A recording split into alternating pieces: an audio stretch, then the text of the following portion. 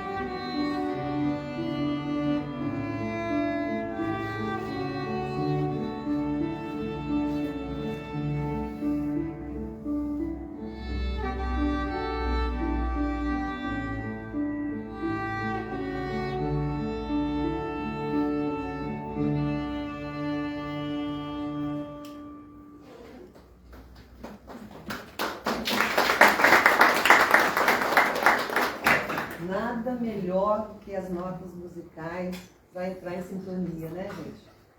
Então sejam todos bem-vindos, os que estão nas redes sociais, os aqui presentes, os encarnados e os desencarnados, né? Todos bem-vindos. Vamos fazer então a nossa leitura da página de hoje. Segue em Paz, de Luiz Cláudio, pelo espírito Adroaldo Modesto Gil. Capítulo 14. A impulsividade na tentação. O impulso é força comportamental surgida livre de base racional e eletiva. Age-se pela tendência e de todo pensamento em tal estado impulsivo vem corroborar a atitude justificando-a. Nos impulsos estão os ânimos coléricos, com rompantes ásperos, os mecanismos de rejeição contra admoestações e opiniões contrárias às nossas intenções. Sob empuxo, falácia, ironia e crítica, que menosprezam quem se afina conosco. Na mesma toada impulsiva, desfilam as concessões às sensações prazerosas através de estimulação fisiológica. Daí decorrem a sexualidade banal e o uso de etílicos e a absorção de entorpecentes lícitos e ilícitos. Sob idêntico automatismo, a queda depressiva. Toda ação e toda reação são teus produtos, circunscrevendo ao espaço a tua criação vital e a tua responsabilidade. Ensinando-nos a orar, Jesus determina, como súplica primária, que não caiamos em tentação, que é o campo dos impulsos negativos, e personalizarmos, iniciando a partir do que há conosco, sermos então livres de todo o mal. Então vamos elevar o nosso pensamento a Jesus, a irmã Esperança, mentora dessa casa, a todos os nossos mentores, aos anjos do Senhor, para que estejam conosco, para que possamos absorver o estudo e o ensinamento da noite de hoje, para que possamos ter o bálsamo que cada um necessita, muita luz, muita paz, muita proteção. Pai nosso que estás no céu, santificado seja o vosso nome. Venha a nós o vosso reino. Seja feito a vossa vontade, assim na terra como no céu. O pão nosso de cada dia nos dai hoje. Perdoai as nossas ofensas, assim como nós perdoamos a quem nos tem ofendido. E não nos deixeis cair em tentação, mas livrai-nos de todo o mal.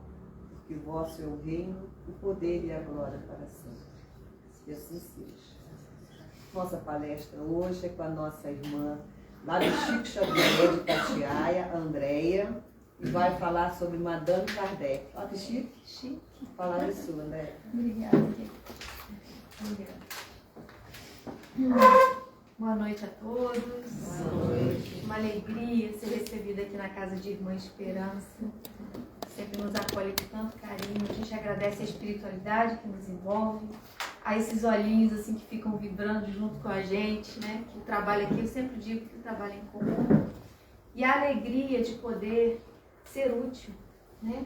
Primeiro conosco e depois com todos esses espíritos irmãos aí que andam junto conosco, que hoje a gente vai ser de um estudo diferente. Hoje a gente vai ser contadora de história. E a gente vai contar a história dessa pequena mulher. Tudo bom?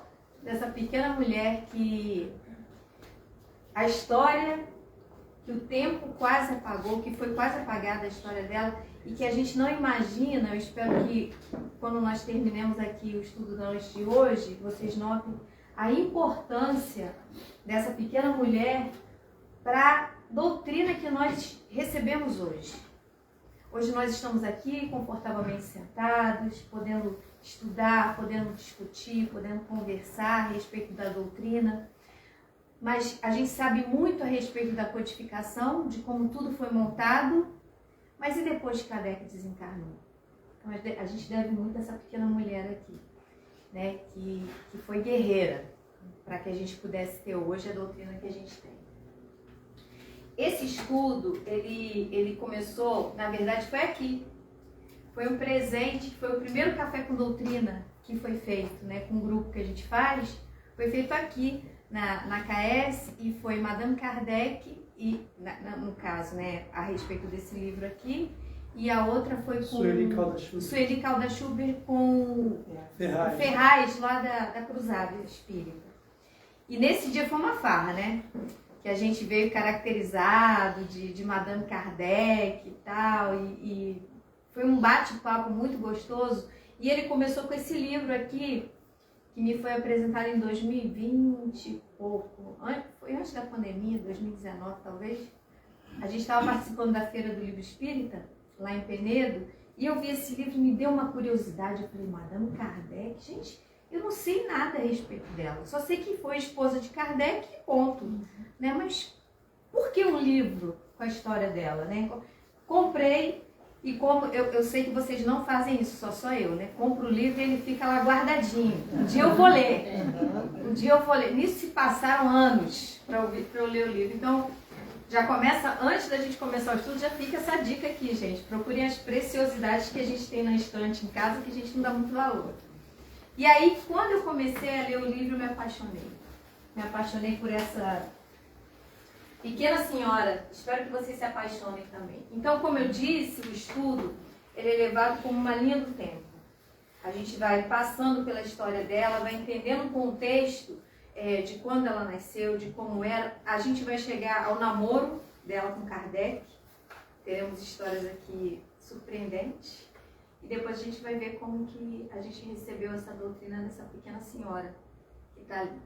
Então, Gabrielle Amélie Boudet nasce de Julien e Julie Boudet, são os pais dele. A Amélie, ela nasce num berço que a gente pode dizer abastado, né? Não era uma família pobre. O pai dela acabara de receber uma herança, ele era escriturário, ele era escrivão público, e aí herdou uma herança e recebeu muitas posses de terras, né, na França, na época, no século XIX. Ela nasce a 22 de novembro de 1795, numa cidadezinha chamada Thiaille, que era 19 quilômetros de Paris. Naquela época não tinha WhatsApp, mas se tivesse, seria aquele caminho, porque a cidadezinha de Thiaille era o caminho que levava a Paris. Então, tudo que aconteceria em Paris, passava por Thiaille. 19 quilômetros é perto pra gente hoje que está de carro. Naquela época, a pé e a cavalo, por exemplo, de Itatiaia para cá tem mais ou menos 13 quilômetros, né? Então, só para a gente ter uma ideia de distância. E ali, quando a Amélie nasce, começam as guerras e começam o que a gente pode dizer assim, do domínio napoleônico. Pela cidadezinha, pela estrada de Thiaille, passavam-se as pessoas famintas, necessitados, os pobres franceses necessitados, que se eles têm fome, dê croissant a eles, vocês conhecem essas histórias. Passavam-se as guilhotinas, que iam decapitar as pessoas em Paris. Passavam-se os manifestantes, passavam-se os políticos, passavam-se tudo naquela época. E os pais de Amélie Boudet, principalmente a mãe, era filha de artista. O avô paterno dela era escritor de arte, historiador, influenciador, arquiteto e arqueólogo. A Amélie nasce num berço extremamente culto, de pessoas que estavam muito à frente da sua época, e a gente vai entender o porquê dela ter nascido nesse berço. Com tanto carinho, com tanto preparo. E aí a gente entende assim, que Chico já falava isso várias vezes, né? Que Deus não erra endereços. Para as missões que nós devemos desempenhar, e eu vou falar missões, eu não vou estar com medo de errar, de falar que todos nós temos as nossas missões. E não vou falar que são pequenas não, porque para nós são imensas. Porque elas são proporcionais àquilo que a gente vai passar.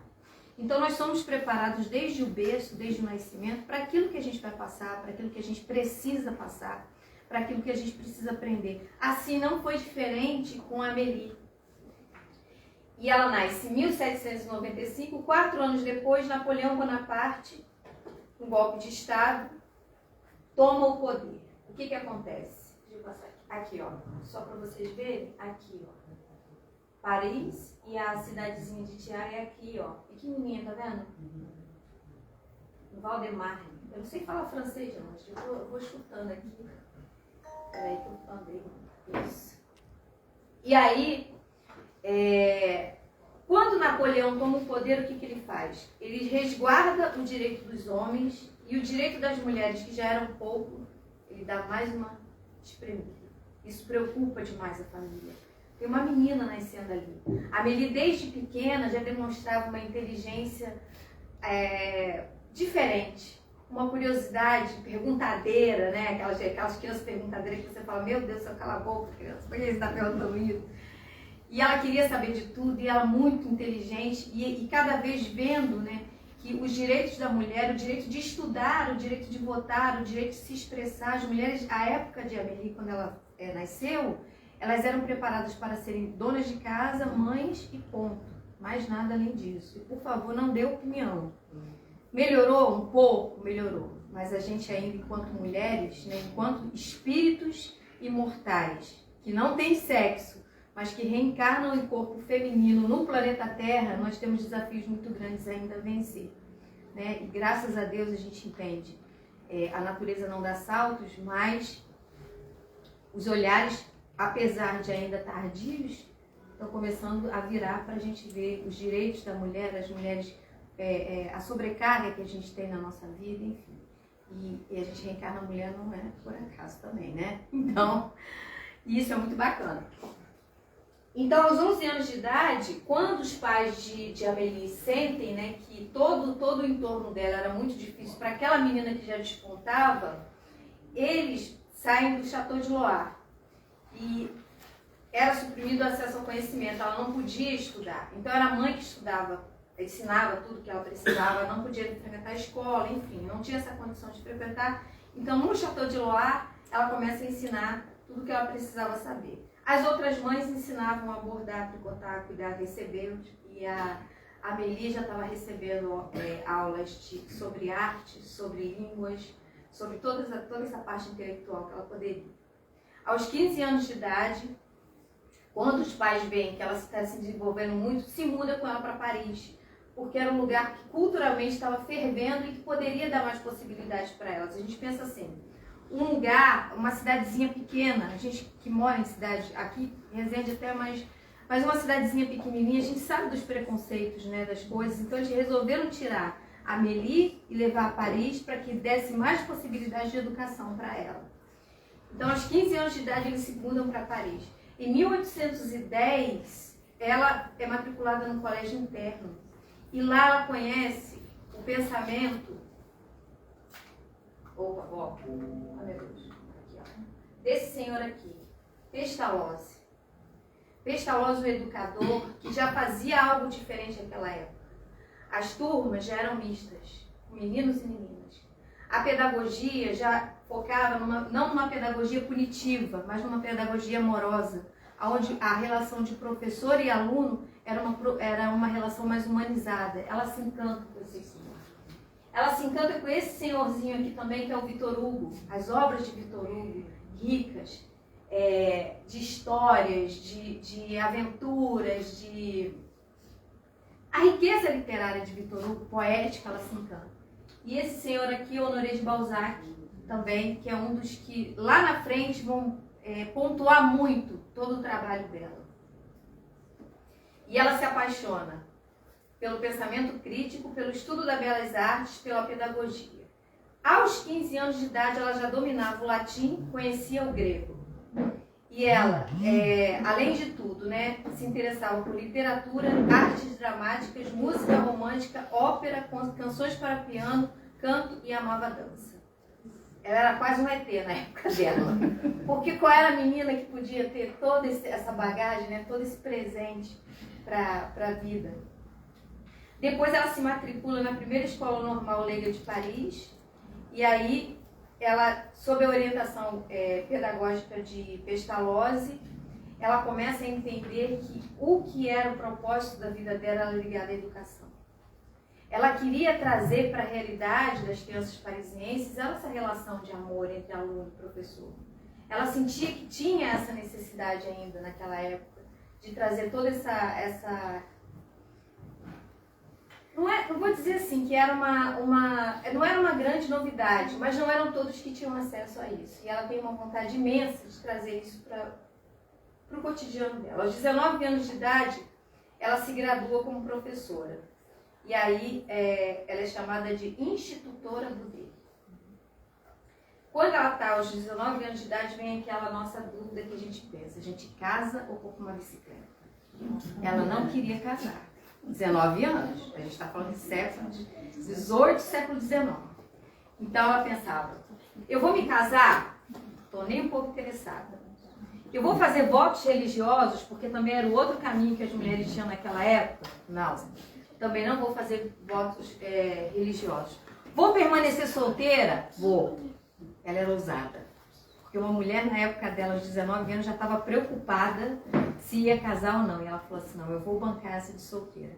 Eu, sendo institutora do Boudet, professora, eu ainda tenho um tempinho para poder me manter aqui e ninguém falar muito. Apesar que ela não estava muito preocupada com isso não, viu, gente? A solução era essa, né?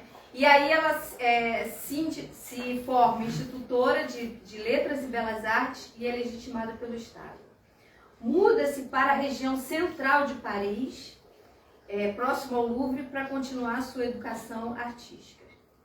Depois, com 25 anos de idade, Pestalozzi, David Lévy-Malraux e Guizot seriam as inspirações dela para que ela continuasse com essa parte pedagógica, né? E ela estudava demais artes e ela ficava muito impressionada que as pessoas não sabiam diferenciar os artistas contemporâneos, a arte contemporânea com a arte antiga. E mais ainda, as crianças de classe pobre não tinham acesso a esse tipo de educação. E ela entendia como que a educação artística para o desenvolvimento das crianças era importante para todos nós, né? Para desenvolver a sensibilidade, para desenvolver a intuição, para desenvolver essa percepção de espaço, para desenvolver o pensamento crítico, que hoje a gente não sabe nem mais o que é pensamento crítico, porque a gente acha que pensamento crítico é chegar no Facebook e criticar o que o outro está falando. Não, gente, não. Pensamento crítico é a gente conseguir ter um olhar sobre o nosso pensamento, mas ter a leveza, ter a liberdade da gente sair desse olhar e conseguir olhar o olhar do outro com empatia, respeito e quem sabe não tem até alguma coisa que a gente ainda não viu.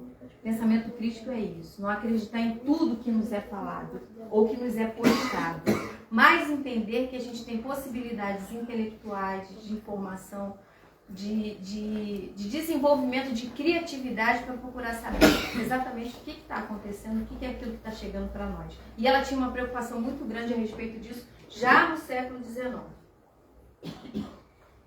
E aí ela se desafia a renovar e a reprogramar o arcaico estudo, o arcaico modelo de ensino das artes de 1920.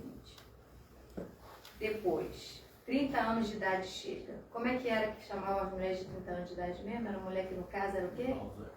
Balzaciana. De Balzac, não é? Apaixonada por Balzac e balzaciana. Como é que era a situação dela? Só que aí a Amélie deu mais um passo à frente. Quando iam pensar que ela estava encalhada, que era balzaciana, que não servia mais para casar, ela lança o seu primeiro livro chamado Contos Primaveris. Ela já começava a se destacar como escritora. E aí, inspirada em Balzac e enfatizando os ensinamentos de Pestalozzi. Um ano depois, ela lança o segundo livro, Noções de Desenho, muito ligado às artes, muito ligado às belas artes. Estuda profundamente o universo das artes plásticas e entende esse abismo do acesso e o entendimento da arte universal. 2 anos depois, ela lança o terceiro livro, O Essencial em Belas Artes. E se destaca, agora a gente chama atenção para cá, aí ela se destaca no meio pedagógico como escritora. Nessa época, quem era o jovenzinho que estava passeando pelo meio pedagógico também, com destaque, que a gente conhece muito bem, um francesinho maravilhoso, começa a saber, nossa, quem é essa moça? Quem é essa tal de Gabriele, né? Inteligente, lançando livros, ousando renovar o estudo de belas artes? É o nosso querido Rivail. Que ainda não era Allan Kardec. Seu pai sempre me chama a atenção, Allan Kardec é depois. E ele começa a ficar curioso. Como as pessoas se conheciam naquela época? As reuniões, né? Os professores, os pedagogos, os intelectuais se reuniam e numa dessas reuniões, que aqui no livro eles não sabem dizer exatamente quando, se conhecem Rivail e Gabriele. E aí, gente, foi amor à primeira vista. Ele apaixonado, ela não deu muita bola pra ele de início não, que ela não queria casar, lembra que ela não queria casar? Igual eu, também não queria casar não, não dei muita bola no início não. Mas aí depois esses olhos verdes, assim, aí a pessoa foi e cedeu, né? Como eu disse, Deus não é o endereço, então tinha que estar lá. E aí ele fica muito, muito apaixonado por ela e ele deseja conhecer a mestra da arte de ensinar arte. E aí eu vou abrir um parênteses aqui nesse livro e vou trazer um relato de Kardec, que aquela época era assim, por exemplo, o Cláudio queria namorar comigo, mas ele não falava comigo, ele falava com meu pai. E aí o meu pai falava com o pai dele, era uma coisa meio assim. Kardec, à época, morava com a mãe e com o tio, não tinha um pai. E a Amélie, com aquela estrutura familiar toda que eu contei pra vocês, de uma vida financeira tranquila e tal. E aí ele manda uma carta, vocês vão ver uma vertente de Kardec agora que eu acho que vocês não conheciam. Por quê? Quando a gente vê aquelas fotos de Kardec, me parece que ele é um cara sério. Sério ele é. Mas sisudo, né? Aquele... É assim que tá lá? Tá, a foto. Kardec era um homem de uma alegria, de um bom humor, de uma leveza inacreditáveis. E aqui no livro eu posso provar, através de uma carta, apaixonadíssimo Kardec, ansioso para poder estar junto com a Amélie. E é uma carta que ele responde para a mãe de Amélie. Aí, que a mãe de Amélie mandou para a mãe dele. Lembra que ele mora com a mãe e com o tio, ó. E aí ele responde assim: minha mãe recebeu neste instante a resposta do Senhor vosso pai, pai de Amélie, sobre a solicitação que dirigi a ele. Apresso-me a tirar proveito da permissão que ele gentilmente me concedeu para expressar diretamente toda a alegria que seu consentimento me causou e o quanto estou feliz que a sua determinação pessoal respondeu às minhas expectativas. Pense num homem vibrante, não é, gente? Apaixonado, coisa linda. Confesso que só depois da carta do Senhor vosso Pai e do que me foi dito sobre... as outras mulheres falavam, né? Que tinha se recomendado também, não era assim não. Era o pai dele que mandava a carta para minha mãe mandava a carta para o pai dele, mas eles já faziam uma investigaçãozinha assim, por quem é essa moça? Quem é a família dela? Hoje em dia não tem nem mais isso, né? A gente tá em casa, entra o cabruquinho lá em casa, entra com a menina, daqui a pouco a fila andou para outra, cadê? Não era aquela, não é outra. Quem é a outra? Quem era a outra? Agora já é outra. Não, mas agora já não, né? Graças a Deus eu tive a sorte do Luiz Henrique tá com uma menina que eu conheço a família e tudo, mas hoje em dia o negócio, a velocidade é da luz, gente. É igual clicar, quando você vê a fila andou, tá namorando, não tô ficando. Tá, ficando o quê? Ficando cansado? Ficando... né? Deixa pra casar pra ficar cansado? Tá ficando. Mas vamos lá, continuar a carta aqui. E do que me foi dito pelas senhoras Mosé e Boazé, que esta esperança, senhorita, ele estava esperançoso, olha que bonito, Daisy, não é lindo? Que essa esperança, senhorita, faz acelerar ainda mais os meus desejos, olha, gente, não é? Na medida em que expresso verbalmente outras esperanças de felicidade que nutri pela nossa união. Na cabeça dele, eu já tinha casado com ela, já, né? Igual o Cláudio, quando me viu, já casou com ele. Sem nem saber se eu ia querer casar com ele.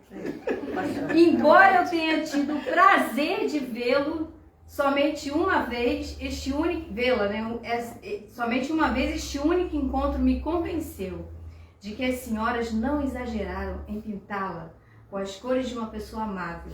Eu também desejo vivamente que nenhum obstáculo atrase o cumprimento de meus desejos. Agora você vai olhar para a foto dele, você vai lembrar disso, você vai ver que ele fala, né, Kardec? Sabendo da situação, é que você toda apaixonada pela amiga. E aí, em 1820, o relacionamento rapidamente se torna sério.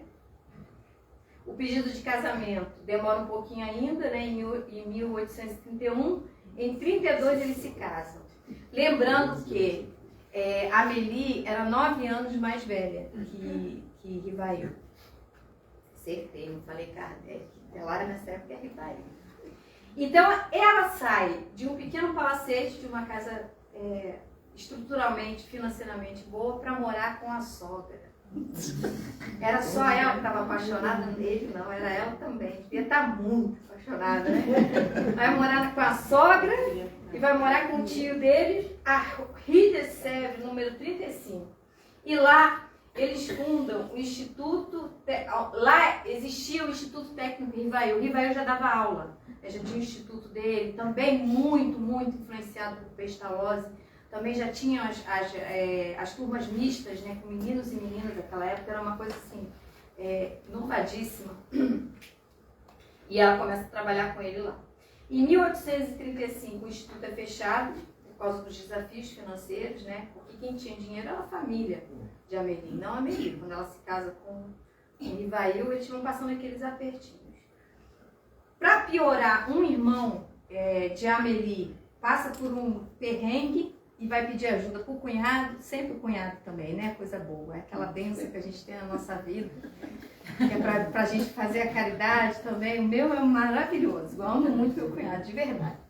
Mas sempre a parentela, né? Sempre cutucando a gente, ajudando a gente a evoluir. É muito bom isso, gente, é para agradecer e dar glória a Deus assim, por essas coisas. E aí eles passam por um probleminha e tem que socorrer o cunhado, né? Como eles estavam passando um período difícil de grana mesmo, financeiro, Rivail começa a cuidar da contabilidade das casas comerciais e faz traduções e dava aula particular. Amélie não ficava atrás. Amélie se dedicava às aulas de piano e artes, se desdobrando com os afazeres domésticos e cooperando com as contas do lar. Gente, isso para o século XIX é moderno demais, né? Hoje a gente fala de dividir contas, mas naquela época, e eles tranquilamente, assim, coordenando esses desafios da vida em comum, né? Que eu brinco com o Cláudio, né, que o casamento é um desafio. Já juntar 2 escovas de dentes, né? De pessoas que vêm de reencarnar. Se fosse a mesma escova de dente já era difícil, que a gente não se entende nem com a gente mesmo. Imagina com o outro lá e a gente se junta. E geralmente o casamento, deixa eu ver se tem alguém iniciando casar, acho que a maioria aqui já conhece, né? Se tivesse um jovenzinho, toma cuidado para não desiludir a pessoa. Mas casamento é um desafio, gente.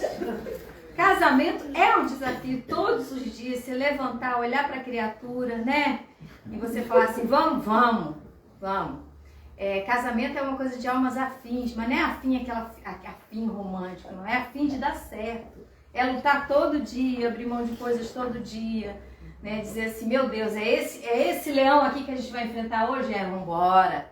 E aí a gente vai enfrentando. Tem gente que não aguenta, não dá conta, enfim. Mas é um desafio, não é, como a gente diz, né? Tem os momentos legais, tem os momentos felizes, depois a gente tem os filhos, aí os filhos crescem, e a gente tem a preocupação com os filhos, e aquele jogo, né, que eu digo que é maravilhoso para a gente crescer, mas aquele jogo da gente estar cedendo e avançando, é quase um balé no casamento. E eles passaram bem por esse pedaço. Aí, esse livro ele é todo construído em cima de cartas e documentos. Cartas que são registradas nos cartórios da França, trocadas, né, entre o pessoal da época, documentos da época também registrados em cartório. Então, toda essa parte da pesquisa para poder fazer essa história de Madame Kardec e levantar esse livro, da literatura da época também, inclusive uma que era uma amiga íntima do casal, chamada Berthe Frocco, ela escreve um pequeno livro que depois para eles recuperarem foi bem difícil porque foram poucos exemplares e os que tinham estavam meio apagadinhos. E ela, muito íntima da vida deles ali, ela começa a contar de como, do que aconteceu. E numa desses livros registram que Kardec e Amélie tiveram uma filha assim. Não uma filha biológica, mas tiveram uma filha adotada. Está registrada em cartório. Ela viveu pouco tempo. Petit Louise. Eles adotam a Petit Louise aos 3 ou 4 anos de idade, eles não sabem ao certo. E por volta dos 8 anos de idade ela desencarna.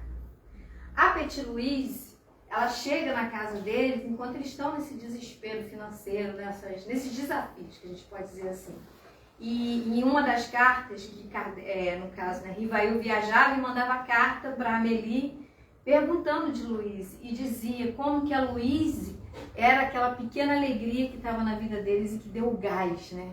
Porque às vezes quando a gente está num aperreio, agora fui lá para o Nordeste agora, a gente fala assim, não vou conseguir. Aí você olha uma criatura, um topo de gente desse precisando da gente, o que a gente faz? Arranca a força, não sabe de onde, e consegue. Ou um amor, ou seja o que for.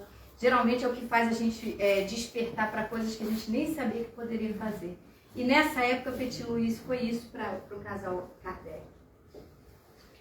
Em 1850, a vida financeira melhora, e aí eles se mudam para Rue de Martier, número 8. Isso em 1850. Não, o cunhado não desencarnou para a vida financeira dele melhorar, não. Estava todo mundo vivo lá ainda, estava tudo certo. Eles melhoram.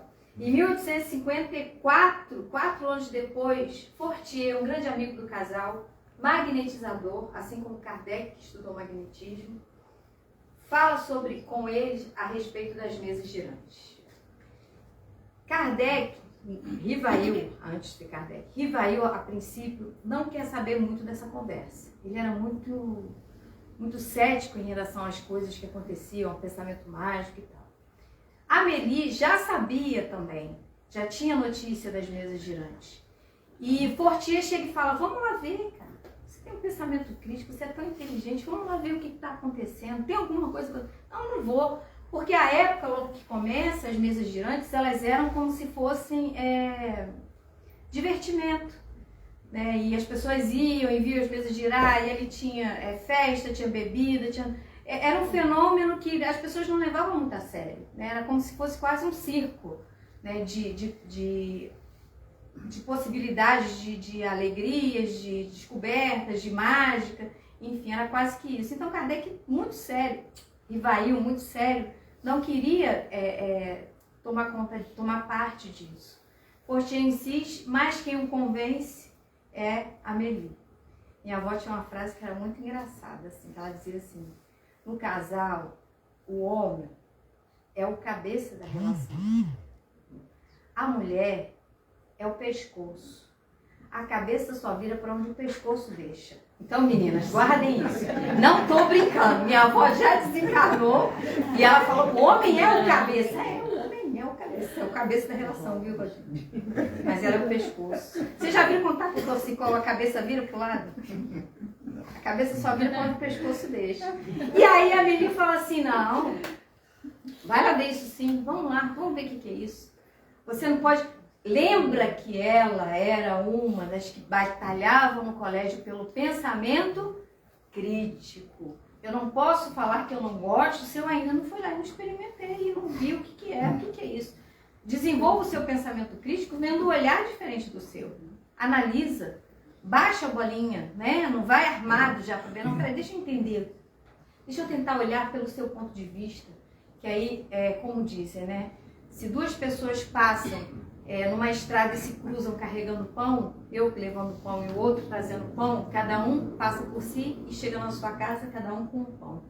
Mas se duas pessoas se cruzam na estrada e trocam ideias, cada um chega na sua casa com mais outra ideia. Então a Amélie insistia nisso. Não, vai lá ver, vai ver direitinho o que é isso. E aí, a gente já sabe de toda a história, o Cláudio é melhor ainda para contar, depois você chama ele para contar de novo sobre Kardec. Em 1857 é lançado o Livro dos Espíritos. As reuniões públicas à época eram feitas na casa do casal e como tinham, além das, recolhiam, né, de todos os lugares as comunicações, elas começaram a sair pulando, aparecendo em todos os lugares, inclusive do Brasil, mediúnicas, e Kardec, e aí é uma parte muito legal desse livro que ele fala o seguinte, Kardec muda de nome, né, Rivail muda de nome para Allan Kardec, tipo assim, ele se coloca como o teste de ferro, a parte da frente. Ele falou assim, eu vou mudar o nome por conta de toda a obra pedagógica que eu tenho, para zerar, para ninguém dizer assim, eu vou ver isso porque é o professor, não. É pela obra. Só que por trás dele tinha uma equipe. Isso foi de uma nobreza inacreditável, porque, gente, ele recebeu muita pancada, muita pancada. Mas enquanto era Allan Kardec, era ele que recebia a pancada. Só que, com esse livro, e a gente já desconfiava disso, esse trabalho todo de codificação da doutrina espírita era feito por um grupo. Nele, Amélie Boudet, Allan Kardec e tantos outros. Ele ficava à frente, ele tomava os tapas, a gente pode dizer assim, né? E toda a equipe trabalhava junto com ele. E a gente não precisa ficar pensando assim, mas será que foi isso? A gente fala muito Allan Kardec. Não, e isso não tira toda a importância dele, imagina. Pelo contrário, isso faz com que a gente o admire ainda mais, né? Dele ter tomado esse bastão e falando assim, não, se é para bater, vai bater em mim. E proteger a equipe dele. Se a gente está falando de uma doutrina que antes mesmo dela acontecer, como é que aconteciam as revelações no mundo, no planeta Terra, antes da doutrina espírita? Geralmente tinha um avatar, um ser iluminado, que trazia todo o conhecimento, não era assim? Moisés, Jesus, Buda, Krishna, se a gente for falar da parte dos orientais. A primeira vez que no planeta Terra vem uma doutrina que é construída em grupo, em comunicações que vêm do mundo inteiro, por que não na parte terrena também não ter sido codificada e ter sido organizada por um grupo também, por uma equipe? Então a gente, quando vai vendo essa pesquisa deles, a gente vai entendendo que foi exatamente assim que aconteceu. Tinham as obras mediúnicas, tinham as pinturas e as obras artísticas mediúnicas, então a casa deles começou a virar um pequeno museu, né? Um pequeno, como é que a gente pode dizer assim, uma galeria de arte. Só que começou a ficar muito apertado. Aí aqui tem, começa aqui, eles se mudam para cá. Fundada em Paris, em 1º de abril de 1858, a Sociedade Parisiense de Estudos Espíritas, que veio para o Palais Royal, porque não tinha espaço lá para caber tudo isso, e começaram as reuniões públicas a acontecerem lá, e começou a ficar muito complicado, muita gente, muita coisa, e eles tiveram que se mudar. E junto com eles vai a maior parte da coleção de pinturas, desenhos e obras de arte. E lá tinha uma decoração agradável e inspiradora, que eles dizem à época, né? Lá, essa daqui é uma imagem, né, mostrando mais ou menos como que aconteciam as reuniões. Está vendo? Cheio de gente já. Primeiro centro espírita, que a gente pode dizer, né? Foi fundado. Aqui a representação dos espíritos desencarnados, ligados mentalmente aos médiuns. E aí é curioso a gente ver que essa obra aqui é da época, né? E não mostra ninguém tomando corpo de ninguém. Na mediúnica é assim. É de pensamento para pensamento. De perispírito, né? Expansão de perispírito com perispírito, para a gente poder perceber como que acontece a reunião mediúnica. E as pessoas assistiam ali atrás tudo o que acontecia. Lá, eu não consegui a foto da estatueta, mas esse daqui é São Luís, que era o presidente espiritual da Sociedade Parisiense de Estudos Espíritas. Tinha uma estatueta dele lá, depois vocês vão entender porque eu tinha e não tem mais.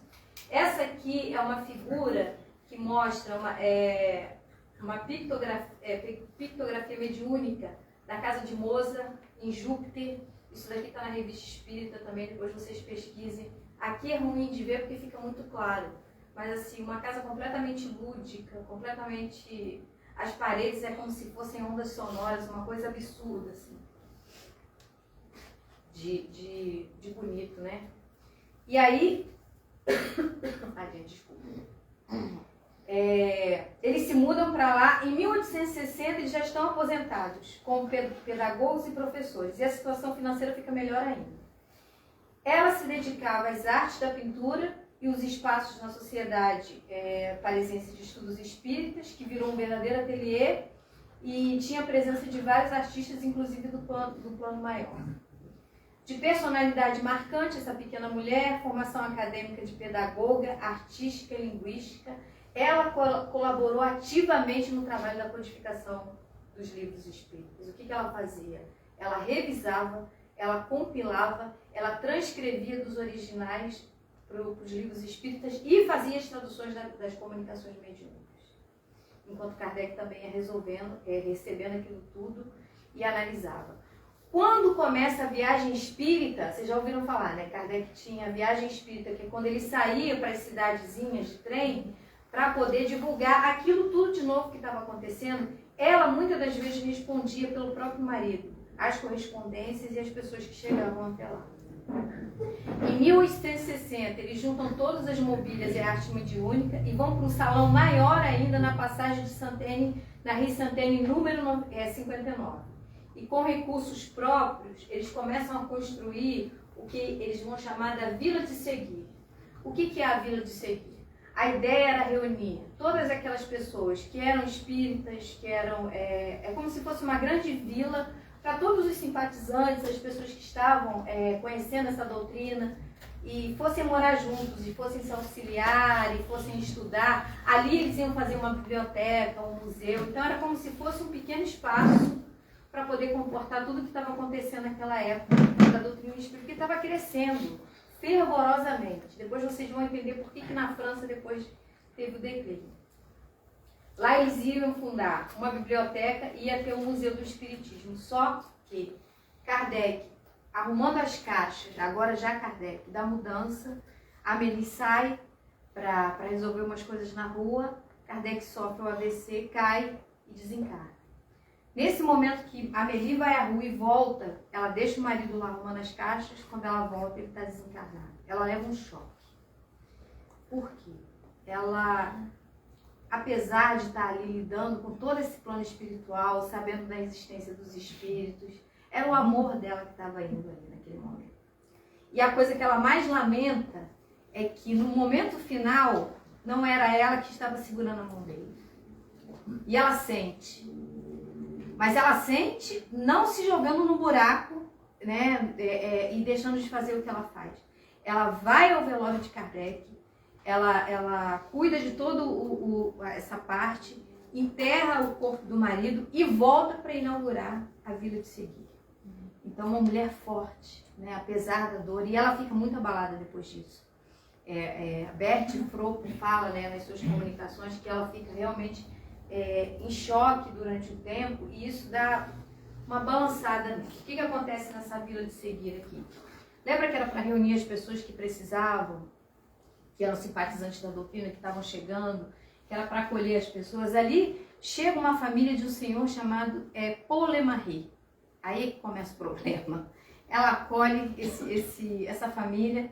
Esse homem já tinha falido várias coisas durante todo o processo da vida dele, era um comerciante falido, enfim, tinha vários empreendimentos. Ela com pena não, caridade, né, gente? Acolhe ele lá, muito fragilizado ainda com a perda de Kardec, e ele, bom de lábia, né, aquele cara que, pode deixar que eu te ajudo nisso, pode deixar que eu te envolvo, e aí começa a se envolver, e ela vai deixando... E ele vai tomando frente da Sociedade Parisiense de Estudos Espíritas. Ele tinha várias ideias mirabolantes, traz muita coisa para a doutrina espírita à época, que são questionáveis. Pega o comando da Revista Espírita e ele conhece uma outra mulher também muito esotérica, uma americana. Deixa eu ver se eu coloquei o nome dela aqui. Sim. Passa o comando para as mãos dele, e ele estudava teosofia, era cientificista e traz a maçonaria para dentro da Revista Espírita. Além disso, outras práticas esotéricas. Então, na Revista Espírita, para conseguir dinheiro, ele começa a colocar assim: comprem bicicletas de Liverpool, que não sei o quê, vendo bolas de cristal para os médios abrirem a clarividência. Então começaram os absurdos. E ela idosa, fragilizada, sozinha, quando Kardec desencarna, a gente fala agora do espaço da mulher, se é apertado hoje, vocês imaginam aquela época, ela é colocada de lado, não é ouvida mais nada. Numa sociedade, da Sociedade Parisiense de Estudos Espíritas, tinha um comando de 100 homens e 3 mulheres apenas que participavam. Então ela é completamente colocada de lado e ele toma a frente e faz um estrago inacreditável. Ele coloca, é aí que é inserido os 4 evangelhos de Rustem, que até pouco tempo ainda a FEB, né, tinha como os livros que tinham dentro da doutrina, mas agora há pouco tempo eles tiraram. Tinha o Estatuto da FEB. No Estatuto da FEB, né? Ideias de filosofia teosófica, que ninguém sabe o que é isso direito até hoje. Pneumatologia universal, uma sociedade fechada, onde tinha os mistérios, nem todo mundo podia entrar. Então ele fez uma bagunça. E aí ela começa a cair. Ela fica cansada. Aos 85 anos de idade, eu estou falando aqui 85 anos de idade, no século XIX. Depois desse baque todo, ela fica calada, inquieta, entristecida e a saúde começa a se deteriorar.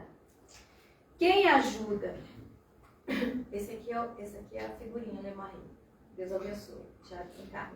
Mas veja bem. E essa aqui é a nossa Meli. Quem ajuda ela? Ela sai da frente da Sociedade Parisiense de Estudos Espíritas e junto com Leon Denis, Bert Fropo e Gabriel Delany, eles fundam a União Espírita Francesa. E aí eles começam tudo de novo. Começam a ter os periódicos espíritas, trazendo os estudos. Batiam muito de frente com tudo isso que estava acontecendo lá, mas ela, o que ela faz? Para ela não queimar, entre aspas, a Sociedade Parisiense de Estudos Espíritas, ela funda, mas ela fica por trás e eles que começam a fazer todo o trabalho junto com eles. Aí aqui, ó, tem um documento. Isso aqui é um documento, não dá para ler muito não. Mas aqui é dos membros do Comitê da União Espírita. Aí tá aqui, Gabriel Delany, Leon Denis aqui, e por aí vai, todo esse povo que ajudou ela. Esse livro aqui é o Beaucoup de Lumière, de Bert Fropo, que tem muita coisa disso que está sendo falado aqui hoje. Muitas das informações foram tiradas desse livro aqui. Quem tiver interesse, não estou dizendo que é um livro, não li ele todo ainda, li umas partes, algumas eu acho questionáveis, outras não, mas a gente sabe que o livro não foi feito todo em cima desse livro, mas em cima de documentos também, então é uma leitura interessante para que se desenvolva o pensamento crítico, né? Então é importante. E aí todo o legado moral, intelectual e espiritual de Allan Kardec começa a ser um pouco preservado. Para vocês terem uma ideia, começaram a colocar tantas coisas nas publicações e a que mais sofreu foi a Gênese. Até a 4ª edição tem a revisão de Kardec. Da 4ª para frente, a 5ª, 6ª, 7ª, se vocês pegarem uma edição, a 4ª edição, e comparar com a 5ª ou com as outras, vocês vão ver que foram inseridos muitos livros. Tem capítulos que são muito, muito diferentes, que tem páginas e páginas diferentes do que foi inserido até a 4ª edição, que foi revisada por Kardec.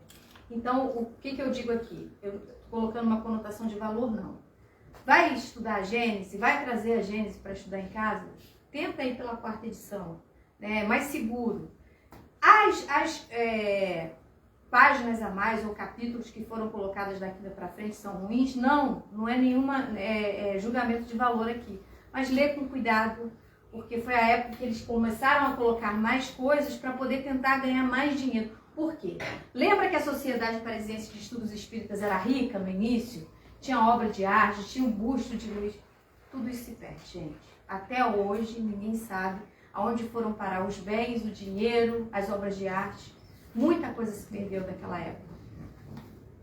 Então, a Gênese é uma dessas, assim, um exemplo. E hoje eles estão, tem uns pesquisadores no Brasil, na França, que eles estão conseguindo resgatar todo esse documento que ficou muito na mão do pai e do filho, Lemarie, e ficou escondido durante muito tempo. Então, agora os pesquisadores, depois vocês dêem uma pesquisada também para ver isso, eles estão começando a resgatar tudo isso que tinha acontecido naquela época.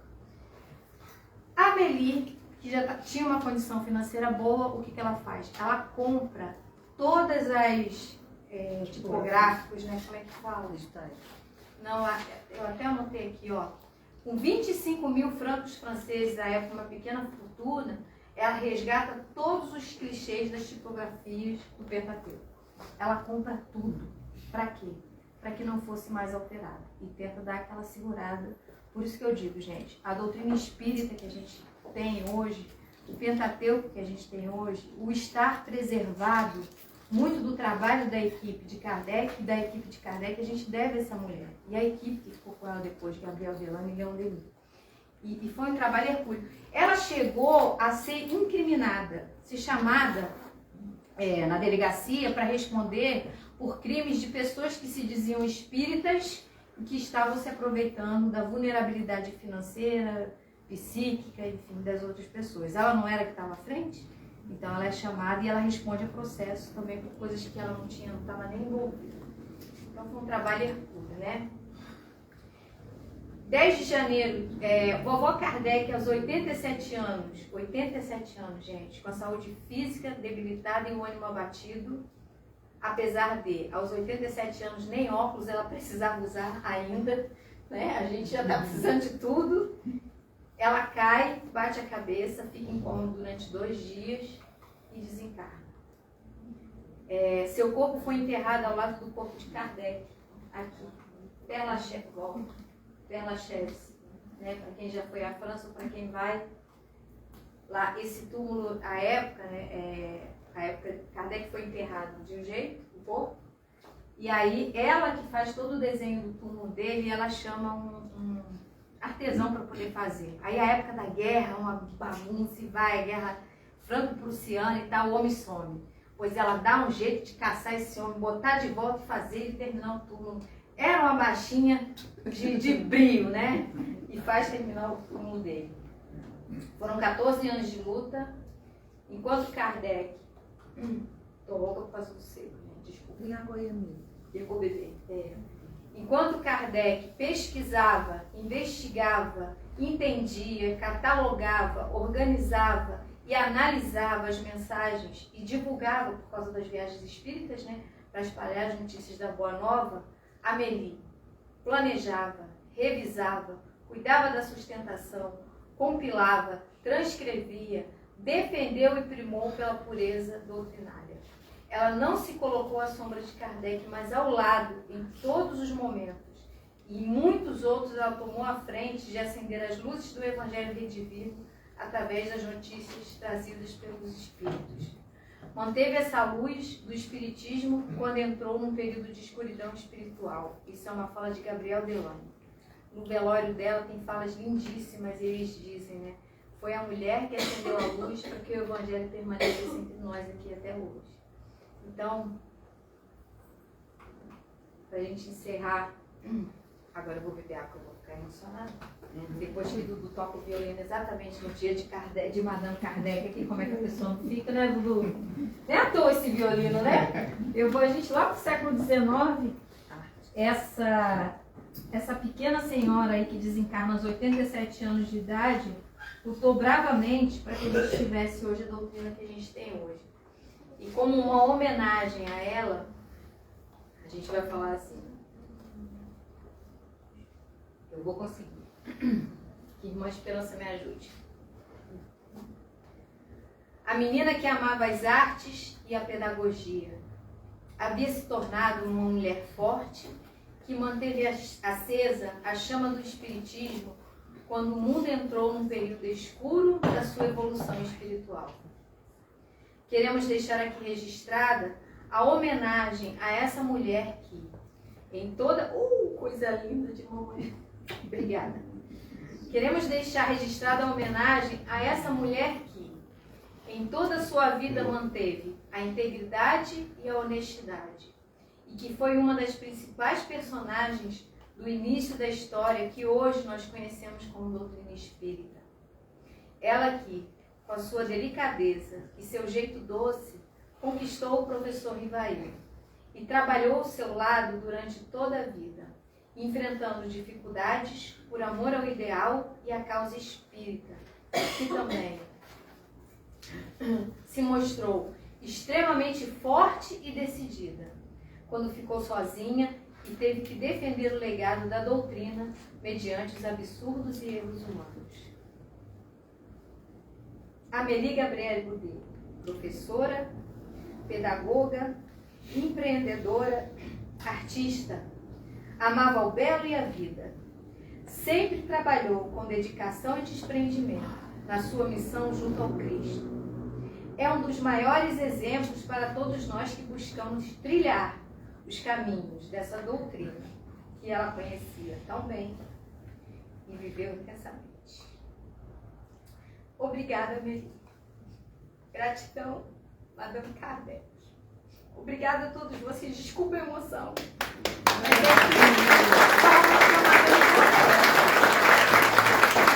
Gratidão a Amélie, gratidão a Kardec, gratidão onde ela estiver. E que a gente, toda vez que a gente for abrir agora o Livro dos Espíritos, o Evangelho, o Céu, o Inferno, a Gênese, a gente possa estar lembrando que, para que a gente estivesse hoje confortavelmente aqui, muitas lutas foram travadas. Muitas lágrimas desceram, muitas noites de sono, né, foram tiradas, mas para que a gente esteja aqui e agradeça muito a Deus, a Jesus Cristo, a essa equipe, esse pessoal que não largou a mão de ninguém, para que a gente hoje tivesse essa doutrina aqui que é consoladora, que fala que a gente não vai morrer, que a gente está aqui para ser feliz, que nós fomos feitos para dar certo, que o inferno é uma condição mental e que a gente pode mudar ele a qualquer momento, que os nossos amores não se perdem, que a gente se encontra e que a gente está no lugar certo, com as pessoas certas, da maneira certa. E que a gente veio para cá para aprender a ser feliz, mas muito feliz. Então, gratidão a todos. Eu espero que vocês estejam tão apaixonados por ela quanto eu sou. E divulguem, falem de Amélie, né? Falem dessa equipe. E só agradecendo mesmo. Obrigada. O quê? Marlene Carla, que agradecer. Obrigada, gente, mais uma vez, viu? Muito obrigada. Obrigada. Agora é pra ela que você vai tocar, olha a responsabilidade. É difícil agora. Né?